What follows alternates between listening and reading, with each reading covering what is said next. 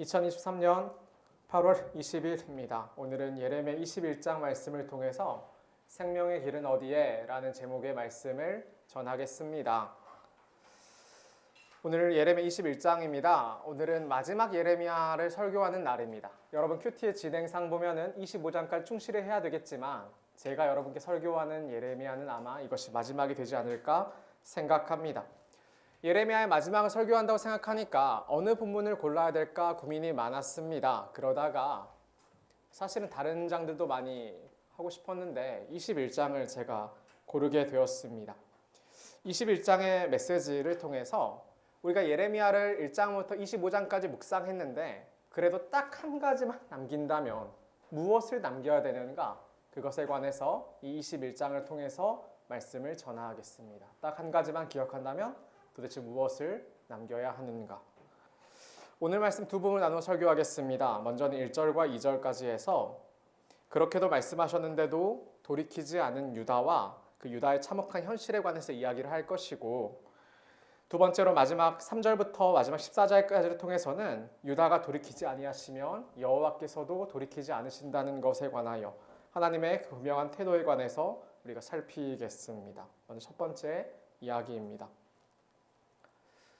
우리는 앞선 19장과 20장의 이야기를 간략히 살펴보아야 합니다. 이제 이 19장과 20장 이야기를 통해서 유다가 얼마나 돌이키지 않았는가에 관해서 알 수 있기 때문입니다. 여기에는 유다의 현재를 보여주는 것이죠. 유다는 어떻게 삶을 살아갔는가, 유다의 신앙생활이라는 것은 어떤 모습이었는가, 그것을 보겠습니다. 두 가지를 나눠서 볼 텐데 이 돌이키지 않는 모습 첫 번째는 우상을 숭배했다라는 것입니다. 예레미야 19장 5절과 6절은 이렇게 기술되고 있습니다. 또 그들이 바알을 위하여 산당을 건축하고 자기 아들들을 바알에게 번제로 불살라 드렸나니 이는 내가 명령하거나 말하거나 뜻한 바가 아니라 그러므로 보라 다시는 이곳을 도벳이나 흰놈의 아들의 골짜기라 부르지 아니하고 오직 죽임의 골짜기라 부르는 날이 이를 것이라 여호와의 말이니라. 지금 흰놈의 아들의 골짜기 혹은 흰놈의 골짜기라 불리는 이 장소에서 어떤 일들이 벌어지고 있었냐면 바알에게 혹은 몰렉에게 이방 우상들에게 자기의 아들을 인신공양하여 바치는 그러한 일들이 유다 백성들 사이에서 벌어지고 있었습니다. 지금의 배경을 조금 이해해보는 것이 중요한데 지금 19장의 유다의 모습은 그동안 계속해서 여러 선지자들을 통해서 외쳐왔던 회개하면 여호와께서 너희를 회복시키시리라 라는 그 범위를 이미 넘어섰습니다. 회개가 가능한 그 단계를 어느 정도 넘어서 버린 것이죠. 예레미야는 그래서 어떤 이야기를 하게 되냐면 하나님을 토기장이로 그리고 우리를 그 토기장이가 지은 옹기 그릇으로 그렇게 묘사를 합니다. 하나님은 우리의 창조주시고 우리는 그에게 지음받은 그릇이 되는 겁니다. 그런데 이 19장을 시작하면서 굉장히 이제 특별한 행동들을 하게 되는 거예요. 예레미야가 많은 사람들 앞에서 일부러 토기장이의 집에 가서 그릇을 하나 사게 되는 겁니다. 근데 그동안 예레미야가 예언했던 것들이 있잖아요. 토기장이는 하나님이시고 그리고 너희는 이 그릇과 같다라는 예언을 이미 해왔기 때문에 사람들은 예레미야가 산 그 옹기 그릇을 어떻게 할지가 궁금했을 겁니다.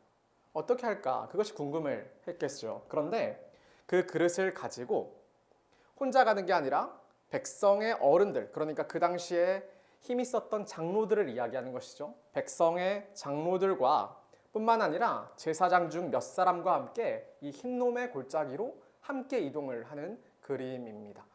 아들들을 불살라서 제물로 바쳤던 그 흰놈의 골짜기로 이동을 하는 것이죠. 예레미야는 어떠한 의도를 가지고 그 옹기 그릇을 가지고 사람들을 데리고 흰놈의 골짜기로 향했을까요? 예레미야와 사람들이 도착한 흰놈의 골짜기는 인신제사를 드린 곳으로 유명하다고 이야기를 했습니다.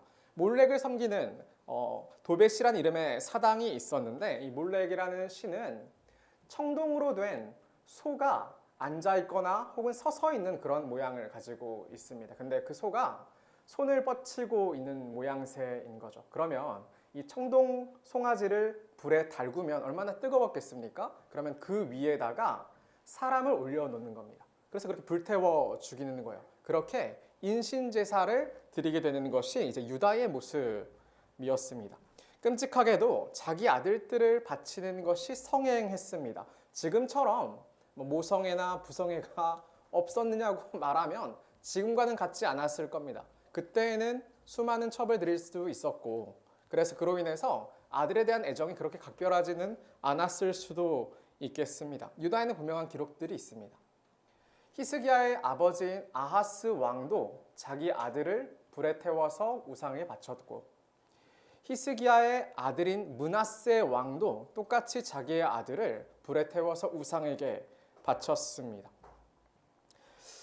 우상들은 더 많은 가치를 바치기를 원하게 되는 거죠. 사실은 사람이 그렇게 하는 건데, 내가 더 많이 바쳐서 내 것 중에 내 더 귀한 것을 바쳐서 내가 바친 것보다 더 많은 값을 얻기를 원하여서 그처럼 계속해서 바치게 되는 겁니다.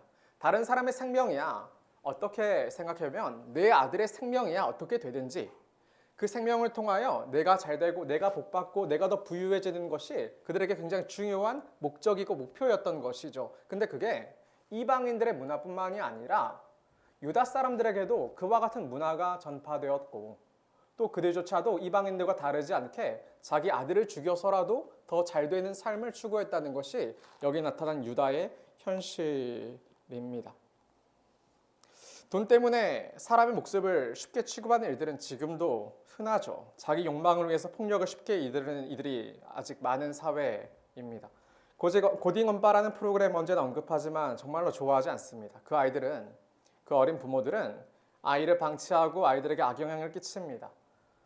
자기들 멋대로 자기 성욕대로 아이를 낳아놓고는 방치합니다. 젊음에 누리고 싶은 것도 많겠고 무언가 갖고 싶은 것도 많겠지만 여러 가지 제한되는 환경들 가운데, 그리고 그중에 그 자기를 제한하는 자식이라는 그것 때문에 그 자녀를 걸림돌로 생각하는 경우도 굉장히 많지 않습니까? 맨날 싸우고 맨날 다투고 술 먹고 그러다가 헤어지고 그런 일들이 너무나 많지 않습니까? 자기 자신을 위해서라면 자식도 크게 중요치 않은 사회가 우리에게 그렇게 먼 사회는 아닌 겁니다. 나를 위해서 내 욕망을 위해서 다른 어떠한 책임을 회피하는 것들이 우리에게는 생각보다 많이 흔한 겁니다. 요즘에는 그래서 기독교인조차 자식을 낳지 않으려는 풍조들이 있는 거죠. 왜냐하면 온갖 중심이 다 자기를 향해 있기 때문입니다. 내가 더 잘 누리고 내가 더 많은 것을 기쁘게 여행도 다니고 많은 돈도 쓰고 그런 것이 이제 그들의 기준이 되는 것이죠. 그런데 극단적인 이기적인 세상을 우리가 살아가는데, 극단적으로 자기만 아는 세상을 살아가는데 하나님의 말씀과는 그것은 전혀 다른 세상입니다. 하나님이 자기 백성을 부르셨습니다. 최초로 부르신 인물은 아브라함입니다. 아브라함에게 뭐라고 말씀해 주셨냐면 너는 복이 될지라 그렇게 말씀을 하셨습니다. 네가 행하는 곳, 네가 가는 곳, 그곳에서 너는 언제나 복을 끼치는 사람이 될 것이다 라고 말씀하신 것이 여호와 하나님이 아브라함에게 주신 중요한 약속이었습니다. 아브라함의 사명은 세상에 복이 되는 것이지 홀로 부자가 되는 것이 아니라 이기적으로 살아가는 것이 아니라 세상에 복이 되는 것, 이웃을 위하여 살아가는 것, 함께 더불어 아름다운 사회를 일구어 가는 것, 나를 위해 남을 희생시키는 것이 아니라 내가 조금 손해보고 희생해서 다른 사람들을 세워서 살리는 것, 그게 하나님께서 말씀하신 하나님 백성이 살아갈 방식이었습니다. 이기적인 게 전혀 달라요. 오히려 이웃을 사랑하기를 내 몸과 같이 사랑하라는 이해할 수 없는 명령을 주신 것이 여호와 하나님의 가르침이었습니다. 그랬죠. 그리고 유다는 그 하나님을 왕으로 모시는 하나님의 나라죠. 그런데 그들조차 자기의 욕망과 자기의 이익을 위해서 자기 아들을 불살라 죽이는 것이 그들에게 많은 흔한 일이었기 때문입니다. 그러니까 그냥 손쉽게 회개하겠습니다 라는 말 한마디로 해결될 만한 그의 죄의 깊이가 아닌 거죠. 그런데 하나님의 백성들이 자기 유익을 위해서 자기의 자식을 이방 우상에 바치는 장면을 우리가 목격하고 있잖아요. 이 19장에서요. 그런데 예레미야는 지금 누구들을 데리고 왔냐면 그들을 지조하고 그들에게 틀렸다고 말해줘야 될, 그들에게 바른 길을 가르쳐 줬어야 했을 그 민족의 장로들, 백성의 그 장로들을 데려왔고 그리고 제사장들을 같이 데리고 온 겁니다. 그러면 그들은 무슨 말을 했을까? 이걸 이제 궁금해해 봐야 되는 것이죠. 그들은 무슨 생각을 해야 됐을까? 무슨 책임을 져야 됐을까? 하나님 말씀과 정반대로 살아가면서 아들들을 죽여서라도 어떻게든 자기를 위해서 이기적으로 살아가는 자들을 보고 백성의 장로들과 제사장들은 무슨 말을 해줘야 했을까? 하나님과 무관한 모습들을 보면서 가르치고 위치에 있고 책임지는 위치에 선 자들은 강하게 꾸짖어야만 했습니다. 하나님과 무관하다고요? 하나님과 전혀 상관이 없다고요? 그러니까 지옥에 갈 거라고 그렇게 말을 해줘야 되는 겁니다. 그런데 여러분도 마찬가지죠. 주변에 하나님을 떠나 살아가는 자들을 보면 우리는 꾸짖어야 되는 겁니다. 그게 우리의 책임이고 우리가 해야 될 의무인 거죠. 성경이 그 말을 하니까요. 분명히 가르쳐줘. 1+1을 말하는 그런 까닭이 그런 것이죠. 말을 해줘야 되는 겁니다. 그러면 안 된다고. 그렇게 살아가는 것이 하나님 백성을 합당하지 않다고 말을 해줘야 되는, 그런데 아무도 말해주지 않는 거예요. 다 그냥 그래도 어떻게 말할 거냐면 하나님의 복이 너에게 있고 하나님이 너와 함께 하시고 너의 길가는 형통함을 주시고 네가 기도할 때 하나님 듣고 계시다고 그렇게 말하더란 말입니다. 이 제사장들이, 이 백성의 장로들이.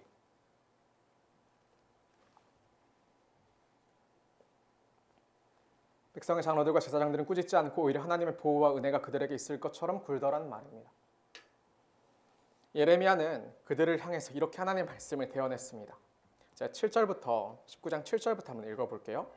내가 이곳에서 유다와 예루살렘의 계획을 무너뜨려 그들로 그 대적압과 생명을 찾는 자의 손에 칼에 엎드러지게 하고 그 시체를 공중의 새와 땅의 짐승의 밥이 되게 하며 이 성읍으로 놀림과 조롱거리가 되게 하리니 그 모든 재앙으로 말미암아 지나가는 자마다 놀라며 조롱할 것이며 그들이 그들의 원수와 그들의 생명을 찾는 자에게 둘러싸여 공경에 빠질 때에 내가 그들이 그들의 아들의 살, 딸의 살을 먹게 하고 또 자기 친구의 살을 먹게 하리라 하셨다 하고, 이것은 여호와 하나님이 자기 백성을 향한 그 보호를 거두어 가신다는 의미입니다. 그 아들의 살을 하나님께서 일부러 입에 쳐넣는다 그런 의미가 아니라 그들이 너무나 굶주렸더니 그들이 죽을 위기에 처했더니 자기 아들을 가리지 않고 잡아먹는다는 이야기가 성경에 실제로 나타나 있지요. 전쟁 가운데 자기 아들을 잡아먹지 못하니까 다른 사람의 아들과 내 아들을 교환해서 먹는 일들이 기록되어 있지 않습니까? 여호와 하나님이 그들과 전혀 무관하다고 그들에게 보호를 거두어 들이셨더니 그와 같은 일이 일어날 거라고 여호와는 그렇게 말씀을 하시더란 말입니다. 하나님이 은혜를 거두시면 얼마나 처참합니까? 그때부터는 우리의 고민이라는 게 얼마나 더 잘 먹느냐, 얼마나 더 잘 누리느냐, 얼마나 더 많은 것을 갖느냐가 아니라 우리는 정말 생존할 수도 있겠는가, 우리의 인간성을 지킬 수 있겠는가, 그와 같은 문제가 돼버리는 것이죠. 본질적인 문제가 된다는 말입니다. 지금껏 누가 생명의 문제를 해결한 적이 있습니까? 그런데 다들 쉽게 생각합니다. 기독교인조차 죽으면 끝일 것이라 그렇게 여기는 자들이 많아요. 그것은 이성의 영역이 아니에요. 여러분이 판단할 수 있는 영역도 아니죠. 그런데 성경이 분명히 이렇게 말씀해서 한 번 죽는 것은 사람에게 정해진 것이요 그 후에는 심판이 있다, 이렇게 말씀을 했습니다. 그런데 유다는 우상을 숭배합니다. 유다의 가치관이, 유다의 살아가는 방식이, 유다의 삶의 방향이, 목적이 우상과 닮아 있습니다. 하나님의 백성이라고 말을 하면서 우상과 닮아 있습니다. 그리고 돌이키지 않습니다. 그리고 이 말을 하고 예레미야가 손에 들었던 옹기 그릇을 깨뜨려 버립니다. 더는 붙일 수 없다고 말을 하면서. 그게 자기 백성을 향한 경고입니다. 그런데 계속해서 기억해야 될 것은 그래도 백성들은 그래도 하나님이 자기 편에 서 있을 거라고 은연중에 계속 생각합니다. 그래도 괜찮을 것이라고 계속 생각합니다. 그러니까 돌이킬 생각을 전혀 하지 않습니다. 이거 첫 번째, 돌이키지 않는 백성들의 모습입니다. 우상 숭배의 모습인 것이죠. 하나님의 백성이라 말하면서 하나님의 말씀이 하나님의 기준이 아니고 하나님의 목적이 아니고 세상 사람들과 전혀 다르지 않게 살아가 버리는 모습들, 이기적으로 자기 욕망을 위해서 자기 자신을 위해 살아가는 모습들, 그것을 이렇게 이야기를 하는 겁니다. 돌이키지 않는 두 번째 유다의 모습은 무엇이냐면 선지자들을 죽이는 모습으로 그렇게 드러납니다. 20장을 한번 보겠습니다. 이에 바수울이 선지자 예레미야를 때리고 여호와의 성전에 있는 베냐민 문 위층에 목에 씌우는 나무 고랑으로 채워 두었더니, 이 예레미야 시간적 흐름이 유동적입니다. 그래서 사실 어느 장 중에는 이 장이 어느 왕 시대에 속했는가를 잘 이해하기 어려운 부분들도 사실 존재합니다. 그래서 시대를 전제하기가 쉽지 않은데 여기 이제 바수울이라는 이름이 언급되죠. 21장에서도 동일한 이름이 등장합니다. 그런데 이 두 사람은 다른 사람인 것처럼 보입니다. 다른 사람인데 공교롭게도 이 두 사람은 비슷한 일들을 행합니다. 이게 참 특별한 점이죠. 처음에 20장에 나타나는 이 바수울이라는 사람은 예레미야를 때리고 예레미야를 박해해요. 그리고 그를 가두어 놓습니다. 여호야김 왕 시대인 것 같은데 한창 하나님의 말씀을 외쳐야 했던 그 선지자를 가두어 놓는 것은 그 의도는 너무나 명확한 것입니다. 왜냐하면 듣기 싫었기 때문입니다. 더 이상 외치기를 원하지 않았기 때문이에요. 이런 극단적인 예는 아무래도 예레미야 26장에서 나타난 우리야 선지자의 경우 때가 더욱더 분명하게 나타납니다. 똑같은 여호야김 시대의 이야기거든요. 그때에 여호야김 왕과 그의 모든 용사와 모든 고관이 그의 말을 듣고서 왕이 그를 죽이려 하며 우리야가 그 말을 듣고 두려워 애굽으로 도망하여 간지라. 이 우리야라는 선지자가 예레미야 말고도 하나님의 바른 뜻을 전했던 선지자가 꽤 많이 있었던 것이죠. 그중에 우리야라는 사람이 있었는데 그 사람이 바른 말을 하니까 모든 높은 사람들이 다 이걸 싫어했던 거예요. 여호야김 왕부터 시작해서 모든 용사들과 모든 고관들이 싫어했던 겁니다. 그러니까 그를 죽이려는 계획을 세우게 되었고 그 계획을 우리야가 알게 되죠. 그 다음에 이 우리야가 애굽으로 도망을 간단 말입니다. 그런데 그냥 내버려 두는 것이 아니라 이 여호야김이 사람을 애굽으로 보내서 23절입니다. 그들이 우리야를 애굽에서 연행하여 여호야김 왕에게로 그를 데려오매 왕이 칼로 그를 죽이고 그의 시체를 평민의 묘지에 던지게 하니라. 그를 끝내 추격해서 데려와서 죽입니다. 그리고 그 시체를 굉장히 천한 자들이 묻히는 그 묘지에 묻어버리고 맙니다. 그게 그 당시에 하나님의 선지자에 대해서 듣기 싫었던 하나님의 말씀을 처리하는 그들의 방식이었습니다. 예레미야와 같이 외쳤더니 그런 일들이 발생하게 되는 것이 얼마나 싫어했으면 그랬을까? 얼마나 듣기 싫으면 죽이려고 애국까지 쫓아갔을까? 그렇게까지 해야 됐을까? 근데 그들이 그렇게 행합니다. 율법을 몰랐던 것도 아닐 텐데 요시야 이후에는 율법책이 그들에게 전해져서 하나님 뜻이 무엇인지를 그들은 알아낼 수 있었을 텐데 그런데도 하나님 말씀을 듣기를 싫어하여 선지자를 핍박하여 죽입니다. 그러면서 예레미야 18장 18절에는 굉장히 흥미로운 말씀을 합니다. 이 말씀이 정말 많이 흥미로웠어요. 같이 한번 읽어볼까요? 예레미야 18장 18절입니다. 시작. 그들이 말하기를 오라 우리가 꿰어내어 예레미야를 치자. 제사장에게서 율법이 지혜로운 자에게서 책략이 선지자에게서 말씀이 끊어지지 아니할 것이니 오라 우리가 혀로 그를 치고 그의 어떤 말에도 주의하지 말자 하나이다. 예레미야를 죽이겠다는 그러한 내용이죠. 그런데 예레미야를 죽여도 전혀 괜찮은 겁니다. 왜냐하면 예레미야 이렇게 불편한 말을 하는 예레미야 하나가 죽더라도 다른 선지자가 이야기를 해주고 다른 제사장이 또 지혜로운 자가 어차피 하나님의 말씀을 또 전달해 줄 테니까 그러니까 예레미야 하나쯤은 죽여도 상관이 없다는 것이죠. 그러면 같은 율법책을 보고 다른 하나님의 말씀을 전할 수 있습니까? 말도 안 돼요. 그런데 여기서는 그런 일들이 벌어져요. 듣기 싫은 말을 하는 예레미야는 죽이고 들을 만한 이야기를 하는 제사장들과 지혜 있는 자와 선지자는 살리면 되는 것이죠. 그들로부터 하나님의 뜻을 물으면 되는 거예요. 그게 예레미야 시대 때 일어났던 일들입니다. 도대체 어떤 말씀을 원하는 걸까요? 어떤 말씀이 좋다고 생각하는 걸까요? 요즘은 성도들이 많이 말씀을 판단하는 위치에 섭니다. 그래서 손쉽게 어떤 말씀이 좋고 어떤 말씀이 별로고 이런 것을 구분합니다. 좋은 태도는 아닙니다. 실제로 설교자가 부족할 수도 있습니다만 그런 일도 많이 있습니다만 설교자가 하나님 말씀을 바르게 전한다면 겸손한 태도로 그것을 들을 수 있어야 합니다. 듣는 귀를 가져야 되죠. 그런데 생각보다 수용하는 개인의 취향에 따라서 말씀이 판단되는 것을 봅니다. 그러면 어떻게 되냐면 불편한 선지자는 죽이고 자기 귀에 듣기 좋은 들을 만한 이들을 곁에 둡니다. 그들이 좋은 설교자라고 생각을 해요. 그들은 내 자존심도 긁지도 않는 데다가 그들은 내가 듣기에 부담스럽지 않게 이야기를 해주는 것이죠. 그런데 충분히 그들에게서도 하나님 말씀을 들을 수 있는 겁니다. 그러니까 우리는 구분해 버릴 수 있는 거예요. 어느새. 여러분이 제게 신앙에 관해서 묻지 않는 까닭도 크게 다르지 않는 겁니다. 제가 싫은 말을 할 거니까 여러분 틀렸다 말을 할 거니까 그러니까 묻지를 않는 거예요. 여러분 주변의 어른들이 어떠한 신앙을 갖는지 알 수 없지만 그들은 여러분의 선택을 지지할 수도 있겠고 너를 위해서 기도한다고 말해줄 수도 있겠죠. 그러겠죠. 그러면 제가 가지고 있는 하나님 말씀과 그들이 가진 하나님 말씀이 다르단 말입니까? 근데 그 다른 일이 벌어지는 거예요. 저도 하나님 뜻이 분명하다고 생각을 했는데 어느새 다른 사람에게는 다른 이야기가 다른 언어가 들리기 시작하는 것이죠. 요즘은 그래요. 목사에게도 자존심을 세웁니다. 제가 신앙에 관해서 제가 어떤 교회의 어떤 일에 대해서 제가 이야기를 하면 목사에게도 자존심을 세우는 게 요즘에 일반이죠. 참 흥미롭다고 생각을 해요. 굉장히 전 흥미로웠어요. 저는 7년 배웠는데 대학원까지 나왔는데 여전히 그러하구나. 여러분 하나님 말씀 아십니까? 이 10장의 시대적 배경은 이 여호야김이 치리하던 때입니다. 여호야김 시대는 본격적인 바벨론 왕이 침공을 시작했던 때예요. 그러니 그때 1차 포로로 끌려가게 되고 그 끌려간 포로 중에 있었던 인물이 다니엘과 같은 사람들이 이제 그때 1차 포로로 끌려가게 되거든요. 어떤 사람들은 이렇게 급박한 상황이 왔으면 이제 믿음이 너무 당연하잖아요. 제 주변에도 많이 있어요.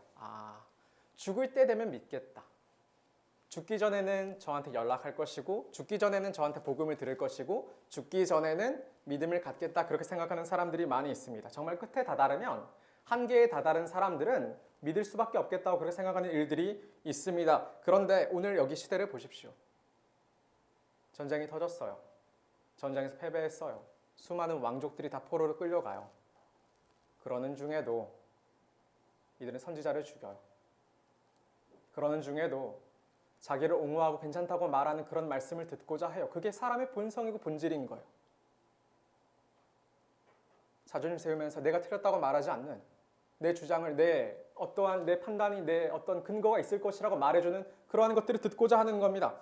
오늘 믿어야 되는 겁니다, 여러분. 오늘 반드시 하나님의 말씀을 믿어야 하는 겁니다. 내일 더 나은 믿음이 보장되는 것이 아니죠. 유다는 이렇게 돌이키질 않는 겁니다. 처음에는 우상을 숭배하는 모습으로, 그리고 이번에는 선지자를 죽이며 자기가 입맛대로 맞는 그 말씀을 자기가 선택하는 모습으로 돌이킬 생각을 하지 않는 거예요. 그래도 괜찮은 것처럼. 그런 유다의 하나님을 향한 태도는 어땠을까요? 그렇게 돌이키지 않으면서도 참 즐거운 이야기인데 그 이야기 이어지는데 볼까요? 1절과 2절입니다. 여호와께로부터 예레미야에게 말씀이 이나니라 시드기야 왕의 말기야 아들 바술과 제사장 마아세야 아들 스바냐를 예레미야에게 보내니라. 바벨론의 느부갓네살 왕이 우리를 치니 청컨대 너는 우리를 위하여 여호와께 간구하라. 여호와께서 혹시 그의 모든 기적으로 우리를 도와 행하시면 그가 우리를 떠나리라 하니.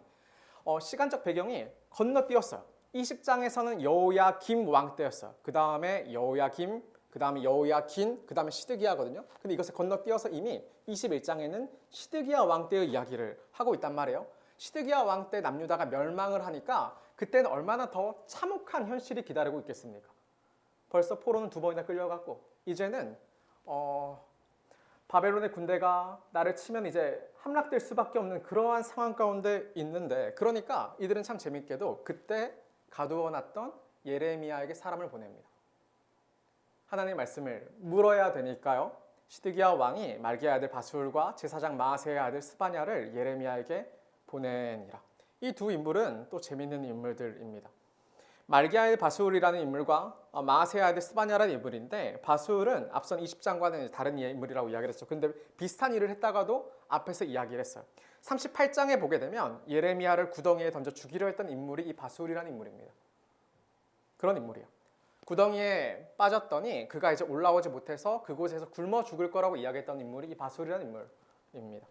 그리고 여기 나타난 제사장 마아세야 아들 스바냐는 부제사장의 직위를 가진 인물로 보입니다. 그는 제대로 된 제사장직을 수행한 인물이 아닙니다. 그런데 시드기야 왕이 그 둘을 파견해서 급박한 때에 시드기야를 찾습니다. 사실은 여호와 하나님을 찾은 것이죠. 예레미야를 찾은 것은.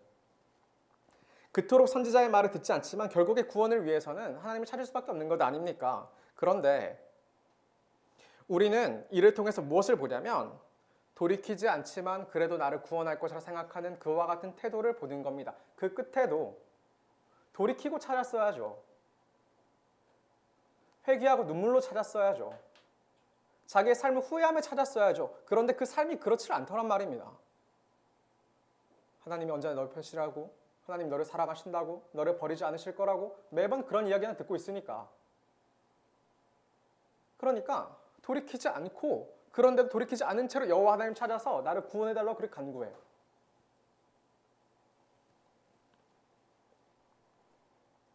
우상을 숭배하고, 그러니까 삶의 방향과 목적이라는 게 여호와 하나님은 전혀 무관하고 자기 하고 싶은 거 자기 자아 실현하고 자기 쾌락 따라서 자기가 많은 것을 누리고 싶은 대로 자기 위치를 따라 자기 인정받는 길 따라서 그렇게 우상을 따라 살아가다가 여호와 상관없이 선지자들을 죽이고 자기 듣고 싶은 말을 듣고 자기 자존심 내세우고 매번 자기 감정에 따라 자기 판단에 따라서 그렇게 하나님 말씀을 조율해서 그냥 믿음 있는 척하며 그렇게 살아가다가 결국에는 돌이키지 않은 채로, 자기 삶을 후회하지 않은 채로 여호와 하나님께 구원을 바라는 모습을 보는 거면, 청년 여러분, 우리는 돌이키지 않은 유다와 다릅니까? 우리가 이렇게 하나님 앞에 나왔는데 우린 정말 돌이켰습니까? 우린 정말 우리 삶을 후회했습니까? 정말로 우리가 하나님과 동떨어져 있다는 것에 대해서 여러분 정말 심각하게 생각해 봤습니까? 예레미야가 이 이야기를 합니다. 이 이야기를 하는 거예요.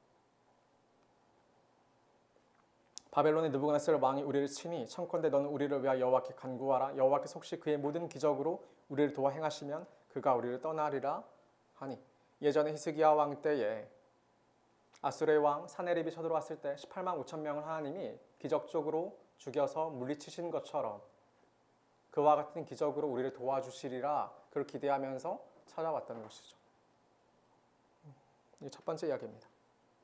죽어도 돌이키지 않은 유다의 모습에 관하여, 죽어도 자기가 틀렸다고 말하지 않으려는 이 유다의 모습에 관하여, 그런데도 불구하고 하나님께서는 여전히 내 편이라고 은연중에 믿고 있는 그 유다의 모습에 관하여. 첫 번째 이야기. 두 번째 이야기를 해야 됩니다. 3절부터 마지막 14절까지 이야기인데, 유다가 돌이키지 아니하시면 하나님도 심판에 돌이키지 않으신다는 것이 주된 이야기입니다. 이게 주된 이야기예요.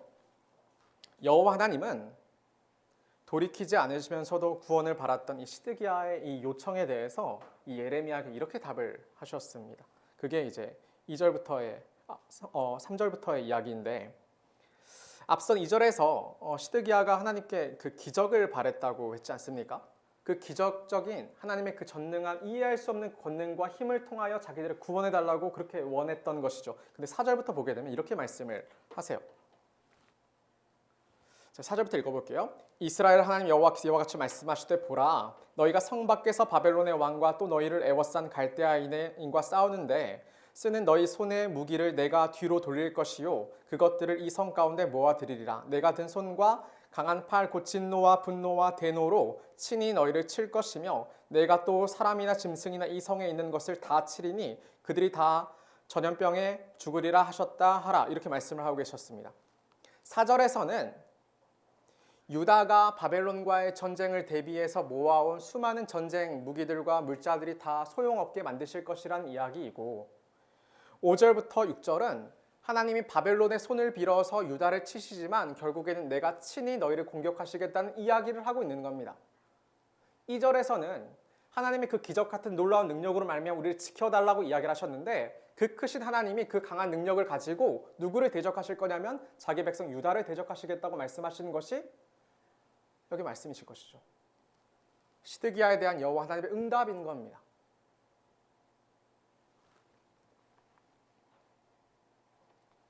당연히 내 편일 줄 알았던 여호와께서 유다의 대적이 되신다는 말씀 우리는 두렵게 생각해야 됩니다. 여호와 하나님은 바벨론을 통해서 유다를 잔혹하게 유린할 것입니다. 유다가 여호와 하나님보다 의지했던 것들이 얼마나 보잘것없는 것인지, 그들이 쌓아왔던 모든 것은 다 무너지게 될 겁니다. 구원을 바라는 시드기야의 모습에 여호와 하나님은 그들이 어떤 결과에 이르게 될지를 예레미야가 이렇게 말씀해 주시는 겁니다. 얼마나 처참합니까? 여호와께서 우리의 대적이 되시면요. 그런데 우리가 부른 찬양들은 다 간질간질하고, 저는 사실 그래서 잘 이해가 가지 않는 부분들이 참 많이 있는 거죠. 이제 여호와 하나님은 예레미야를 통해서 백성들에게 이제 말씀을 전하라고 하십니다. 그게 8절부터 10절의 말씀인데 8절을 한번 같이 볼까요? 여기가 이제 오늘 설교의 제목이 되는 포인트가 되는 겁니다. 여호와께서 말씀하시기를, 보라, 내가 너희 앞에 생명의 길과 사망의 길을 두었노라. 너는 이 백성에게 전하라 하셨느니라. 백성들에게 두 가지 길의 선택기를 주시는 거죠. 하나님은 여전히 자기 백성을 포기치 않으시는 것 같아요. 그럼에도 불구하고 이토록 불순종한 백성들을 향해서 하나님은 생명의 길을 동시에 말씀해 주셨기 때문에, 원래 주관식은 어려워요. 오지선다는 조금 쉽지만 어렵죠. 그런데 이건 이지선다인 거예요. 둘 중에 하나만 고르면 되는 거예요. 하나는 생명의 길, 하나는 사망의 길입니다. 여러분은 무엇을 고르시겠습니까? 제 질문이 어렵나요? 생명의 길인 거죠. 그러면 이 생명의 길이 무엇인지도 한번 찾아볼까요? 그게 이어지는 9절에 나타나는 겁니다. 이 성읍에 사는 자는 칼과 기근과 전염병에 죽으려니와, 이것은 무슨 길이죠? 사망의 길, 죽음의 길입니다. 이어지는 말씀 보겠습니다. 너희를 애워싼 갈대아인에게 나가서 항복하는 자는 살 것이나 그의 목숨은 전리품같이 되리라. 이것은 무슨 길입니까? 생명의 길인 것이죠. 예루살렘 성 안에서 너희가 수성하여 자기를 방비하면 너희는 반드시 멸망하는 사망의 길을 걷게 될 것이지만 너희가 아예 항복하여 바벨론에게 포로로 끌려가면 너희는 생명의 길을 갈 것이다. 물론 그 길은 평안하지 않을 것이다. 왜냐하면 너희의 모든 목숨이 전리품처럼 취급당할 것이기 때문이다. 그 말씀이 여기 나타난 9절의 말씀입니다. 정말로 어렵지요. 어떤 의미일까 한번 짚어보아야 됩니다. 청년 여러분, 유다는 지금 여호와께 반역했습니다. 그토록 돌이키라고 말씀하셨지만 끝내 돌이키를 거절한 모습으로 서 있는 겁니다. 간단한 게 아니에요, 여러분. 요시야 때부터 계속 외쳤어요. 요시야 때부터요. 그렇게 오랫동안 외쳤는데 여전히 그들은 돌이키지 않는 거예요. 여전히 그들의 삶은 우상 숭배고 여전히 그들의 삶은 선지자를 죽이는 거예요. 그게 그들의 삶이었습니다. 그들은 하나님의 말씀을 따라 살지 않아요. 세상의 가치관을 따라 살아가요.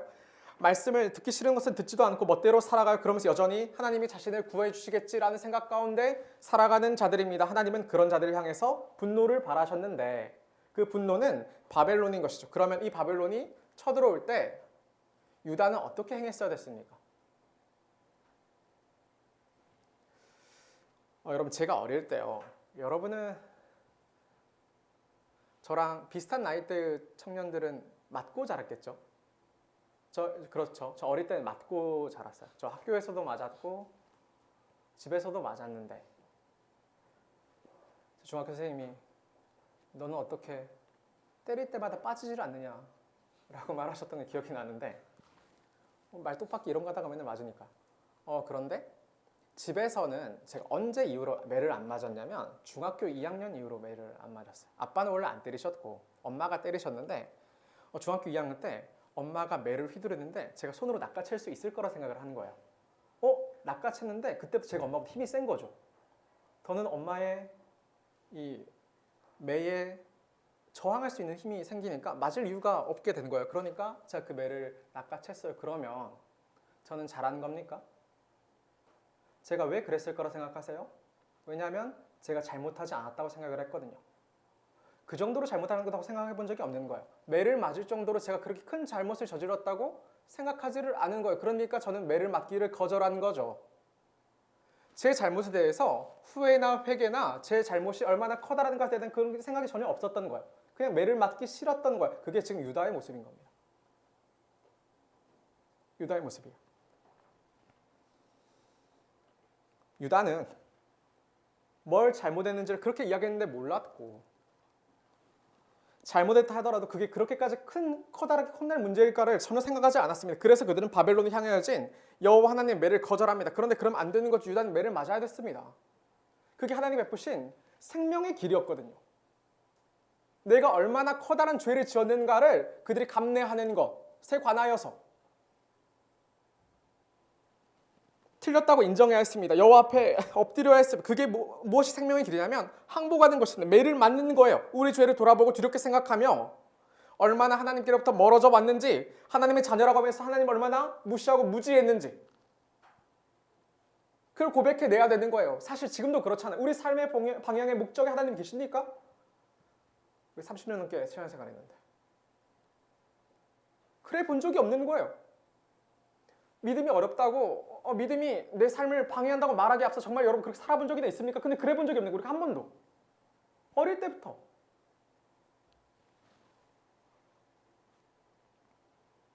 우상을 숭배하면서 세상의 우상을, 세상의 가치를 그렇게 두렵게 여기면서 벌벌 떨면서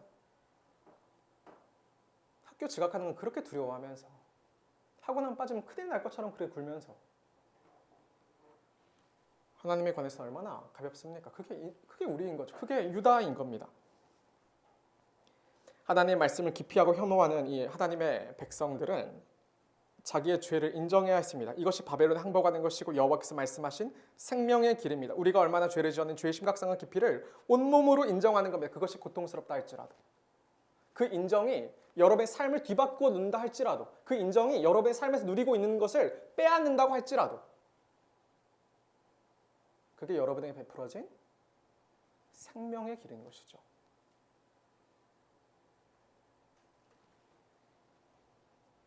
이스라엘은 바벨론에 항복이 됐을 때 그 목숨이 전리품같이 여겨진다고 했습니다. 고통스러운 포로가 되는 것이죠. 그런데 거기에 생명이 있다고 그렇게 가르친 겁니다. 근데 많은 사람들은 너무 제가 쉽다고 했잖아요. 이지선다니까요. 하나는 사망의 길이고 하나는 생명의 길이다. 그런데 사람들은 잘못된 선택을 어떻게든 내가 안 틀렸다고 주장하며 내 삶을 지키고 내 선택을 지키고 내 자존심을 지키고 내 고집을 지키는 것이 그게 괜찮은 거라고 생각을 합니다. 말씀 앞에서 언제나 자존심을 그렇게 세우는 거죠. 앞에서 목사가 이야기를 해도. 깊이 참회하여 우리 주의 심각성을 고백하여 오직 여호와 하나님의 긍휼을 기대는 것, 그것이 생명의 길입니다. 그런데 여러분은 어떤 길에 서 있습니까? 많은 사람들이 하나님과 상관없는 신앙생활을 합니다. 말이 되지 않는 이야기지만 실제로 그렇게 신앙생활하는 모습들을 많이 봅니다.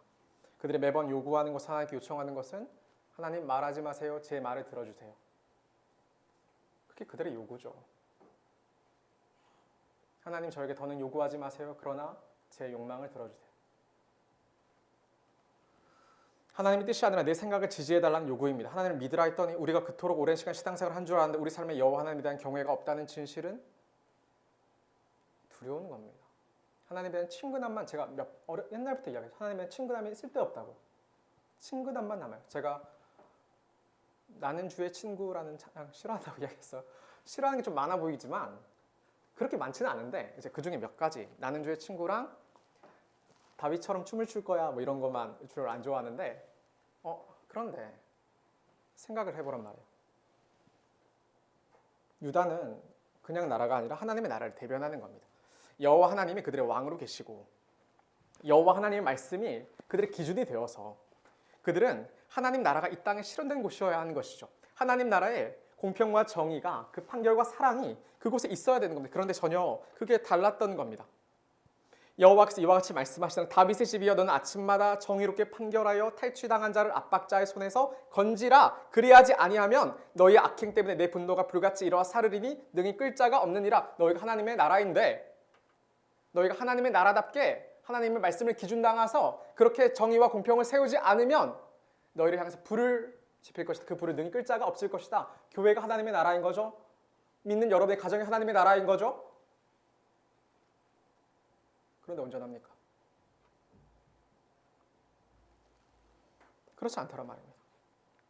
여호와의 말씀이니라 골짜기와 평원 바위의 주민아 보라 너희가 말하기를 누가 내려와서 우리를 치리요 누가 우리의 거처에 들어오려 하려니와 나는 네 대적이라. 이들이 어떤 것을 신뢰하냐면 이스라엘 지역은 실제로 골짜기가 많은 산악 지역이 많이 있었습니다. 그러니 제대로 사실 농사하기도 어려운 지역인데 대신에 적을 방비하기에는 어느 정도 괜찮은 환경인 것이죠. 골짜기가 많으니까요. 대군이 침입하기는 어렵지 않겠습니까? 그들은 그들이 갖고 있던 어떤 지형적, 지리적 이점을 가지고 그들은 여호와 하나님의 보호를 그렇게 필요치 않았는지도 모르는 것이죠. 그런데 여기서 또 무슨 이야기가 시작되냐면 여호와 하나님이 너희 대적이 될 것이다. 그렇게 말씀을 하시는 거예요. 우리가 많이 쌓아온 것들 여러분 우리가 우리 자신을 지킨다고 여러분 많은 걸 쌓잖아요. 우리가 우리 자신을 지킨다고 우리가 신앙 버려가면서까지 우리가 포기하지 못하는 것들이 많이 있잖아요. 여러분 그런 거 쌓잖아요. 그래서 그것이 나를 지켜줄 것처럼 생각하잖아요. 그렇지 않다고 계속해서 예레미야 선지자를 이야기를 해주시는 거예요. 여호와 하나님이. 저는 여러분이 공부를 잘했어야 한다고 생각을 합니다. 중학교 시절에 또 대학 시절에 공부를 열심히 잘해야 했다고 생각합니다. 왜냐하면 여러분이 좋은 대학에 가서 좋은 직장에 가서 더 많이 돈을 벌고 더 많은 여유를 가져 삶을 지탱하라는 그런 이유가 아니라 살펴보니까 주의를 지키는 가장 좋은 방법은 여러분이 공무원이 되는 것이죠. 왜 공부하냐면 왜 우리가 어떤 직장을 고르냐면 내가 그것을 통해서 내 성을 쌓고 내가 더 잘 나가려고 하는 게 아니라 그 모든 과정을 통하여 하나님을 더욱더 의지하는 자가 되려고. 그래 우리 선택은 고민 아닙니까 원래? 그러니까 공부하려는 것 아닙니까? 그러니까 여러분이 공부 열심히 해서 여러분의 직업의 선택의 폭을 늘려서 여러분이 원하는 직업을 선택하려는 것 아닙니까? 저는 여러분이 건강해야 생각합니다. 운동도 열심히 하고 규칙적으로 생활을 하고 먹는 것을 조절하는 생각합니다. 왜냐하면 여러분 운동 열심히 해서 바디 프로필을 찍고 우리 졸린 성현이처럼 어디서든 훌렁훌렁 옷을 벗어 던질 만큼 예쁜 몸매를 갖고 그래서 바닷가 가고 싶고 언제나 저도 기억이 나요. 저 대학교 때 운동 열심히 했다 했잖아요. 옷을 벗을 데가 없잖아요. 맨날 목욕탕 가서 탕에 안 들어가고 한 바퀴 돌았어. 제 몸을 보여줄 데가 아무도 없는 거예요. 전 신학교 다녔으니까. 그래서 연애도 쉽게 많이 하고 아니면 익사이팅한 여러 가지 여가를 만끽하기 위함이 아니라 결국 여러분 건강해야 하나님 앞에 더 온전히 섬길 수 있고 하나님을 더 사랑할 수 있으니까 건강 챙기려는 것 아닙니까? 그게 삶의 목적이가 아닙니까? 단지 여러분 누리려고 여러분 스스로의 힘을 더 쌓으려고 여러분이 뭔가 과시해서 하나님과 필요 없다고 말하려는 그런 삶이 아니라 그게 계속해서 이야기되는 성의 가르침 아니었습니까? 하나님의 백성인 우리는 하나님을 향하는 방향으로 나아가야 됩니다. 하나님을 의지하고 하나님의 뜻을 찾고 하나님과 동행하는 자들이 옳았습니다. 그런데 사실 어쩌면 전혀 그렇지 못했잖아요. 공부하는 목적이 어긋나 버렸고 사실 저도 그랬어요. 왜 공부하냐 물으면 엄마가 시키니까 했죠. 운동하는 목적이 어긋나 버렸고 삶의 방향들이 어긋나 버렸지 않습니까? 그러면 우리가 해야 될 것은 철저히 회개하는 것이어야 합니다. 나는 참 인생의 선택과 내 인생의 방향과 내 인생의 목적이 여호와 하나님과 무관했구나. 그걸 선택하는 거죠. 근데 지금도. 그런데 그동안 내가 누리는 것이 너무나 좋으니까 내가 그동안 살아온 삶이 나 너무 편하고 익숙하니까 끝까지 소리치는 거예요. 돌이키지 않겠다. 그래도 괜찮다. 이것도 신앙이라고. 그럼 끝까지 예루살렘 성을 지키고 있는 겁니다. 그래도 언젠가는 구원해 주시겠지 그러면서. 사망의 길입니다. 그래서 어리석은 선택인 겁니다. 아무것도 아닙니다. 사람이 쌓는 것은 정말 아무것도 아닙니다. 여러분. 청년 여러분, 여러분에게 당부하는 거예요. 철저히 자기 삶을 돌아봐 생명의 길을 선택하는 여러분이 되십시오. 그게 이번에 예레미야를 마무리하면서 물론 여러분 25절까지 열심히 봐야겠지만 한 가지 남을 게 있다면 이것입니다. 철저히 자기 삶을 돌아보아 후회하십시오. 이거 한 가지 남겨서 가셔야 되는 겁니다. 여러분 팬모임 하실 때 철저히 자기 삶을 돌아보아 내 선택과 내 방향과 내 목적을 후회하십시오. 그 후회로 말미암아 여러분이 많은 것을 잃는다 하더라도 그것이 생명의 길입니다. 그것이 생명의 길입니다. 말씀 정리하겠습니다. 오늘 예레미야 21장 묵상했습니다. 오늘 우리가 돌이키지 않는 유다의 모습도 살폈습니다. 유다 하나님의 백성이라는 인식도 있었고 하나님이 지키신다는 그 믿음도 있었습니다. 유다는 스스로 하나님과의 관계가 얼마나 무너진지 그런데 인식하지 못했을 수도 있겠다고 생각을 해봅니다. 유다의 삶을 뜯어봤더니 하나님과의 관계가 괜찮다고 여겼을 그 유다의 삶을 뜯어봤더니 유다는 우상 숭배하는 자들이었어요. 그들의 삶의 방향의 목적의 가치관이 정작 그들이 추구하는 삶이 근데 지금까지 선택해왔던 그 선택의 방향들이 과정들이 여호와 하나님과 전혀 무관하니까요. 세상의 가치에 함몰되어 있으니까. 그러니까 그들 우상 숭배자들인 거죠. 이웃을 사랑하라 했더니 자기를 손해보라 했더니 희생하라 했더니 내 감정을 꺾을 수도 있어야 한다고 그렇게 말했더니 끝내는 자아 실현하는 그 방향이 그것이 옳은 겁니까? 근데 다 그렇게 살아가는 거예요. 그렇게 다 생각해버리고 마는 거예요. 사진 찍으니까 뭔가 엄숙한 표정을 지어야 될 것 같아요. 하나님의 말씀을 따라 살지 않고 온갖 우상을 따라 살아갑니다. 백성의 장로들과 제사장들은 유다가 그러한 삶을 살아가는데도 그들을 책망해 주지 않더란 말입니다. 여러분 교회 선생님이 되면 진짜 그래요. 정말로 그래요. 여러분의 책임이라고 저는 생각해요. 여러분이 교회 선배가 되잖아요. 그러면 여러분의 책임이라고 저는 정말 생각해요. 남들은 말해주고 어려울 수 있어요. 근데 여러분은 말해줘야 되는 거예요. 어른들이 틀렸다고 그러면 안 된다고 말을 해줘야 되는 거예요. 그런데 그 주변에서 다 응원만 해. 신앙을 떠나든 교회를 안 나오든 믿음이 없든 하나님과 무관한 삶을 더욱더 가속화하든 그래서는 안 되는 겁니다. 절대 그래서는 안 되는 겁니다. 우상 숭배입니다. 그거는. 그리고 또 어떤 모습을 보였냐면 더욱 적극적으로 선지자들을 핍박하고 죽이는 모습을 보입니다. 유다는 자기 멋대로의 말씀을 듣고자 했고 거스리는 소리는 싫어합니다. 싫어요. 그러니까 눈을 감고 마는 것이죠. 그들이 아니더라도 다른 제사장이나 지혜자는 선지자들이 이미 내가 정해놓은 답을 맞추어서 하나님의 말씀인 것처럼 말해주면 된다고 그렇게 생각을 합니다. 말씀이 들리지 않는 것이 아니라 여러분에게 말씀이 전해지지 않는 것이 아니라 너무나 많은 말씀을 가려버린 것은 아닙니까? 진짜 치명적인 말씀들은 다 가려버리고 적당히 내가 이 정도는 들을 수 있을 만한 것들만 몇 분에 들어서 그렇게 살아가는 건 아닌가? 그러면서 돌이키지 않는 겁니다. 사실은 돌이키지 않아도 된다고 생각해버리는 겁니다. 그래 나는 신앙생활을 하고 있겠거니 하나님의 자녀겠거니 첫 번째 이야기였죠. 그리고 이어서 우리는 무엇을 이야기하냐면 돌이키지 않은 유다에 대해서 여호와 하나님이 심판에 돌이키지 않으시다는 것도 모았습니다. 조금 화내시다가 구원을 베푸시겠지. 지금 이렇게 좀 화를 내시다가 우리가 예루살렘 성 잘 수성하고 있으면 언젠가 다시 사랑을 베푸시면서 괜찮다고 말씀해 주시겠지라고 하는 것이 우리의 만연한 태도입니다. 그렇게 생각해오는 거죠. 유다도요.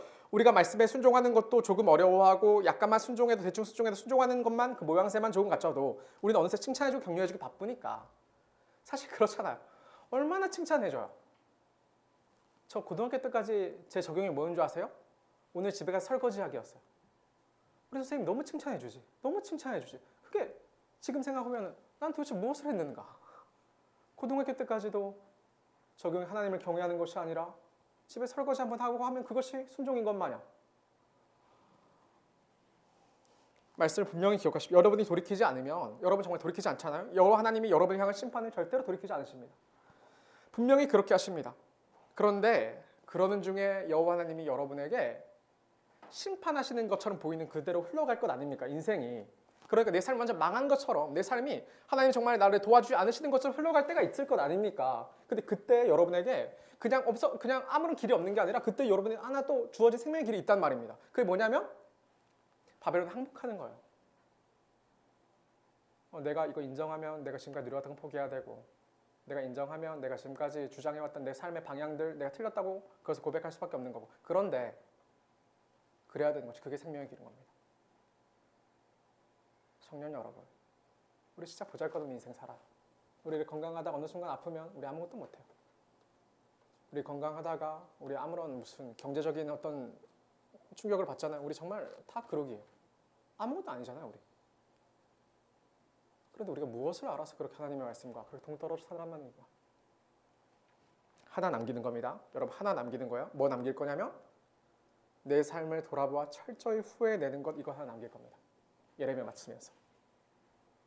나 변호하지 않고요. 나 괜찮다고 말하지 않고요. 내 자존심 때문에 내가 뭔가 토해내지 못하는 그런 거 말고요. 내가 이건 말았다고 내가 인정한다고 내 삶이 꺾이고 내 삶이 부족해지고 내 삶이 침해당한다고 그것 때문에 아까워하지 않고요. 딱 하나 남길 겁니다.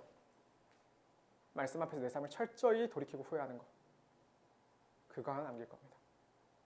그러한 길, 생명의 길이라는 것을 믿어 저와 여러분 모두가 우리와 같은 자들에게도 그럼에도 생명을 베푸시고 구원을 베푸시는 하나님의 놀라운 구원에 참여하는 모두가 될 수 있기를 간절히 바랍니다.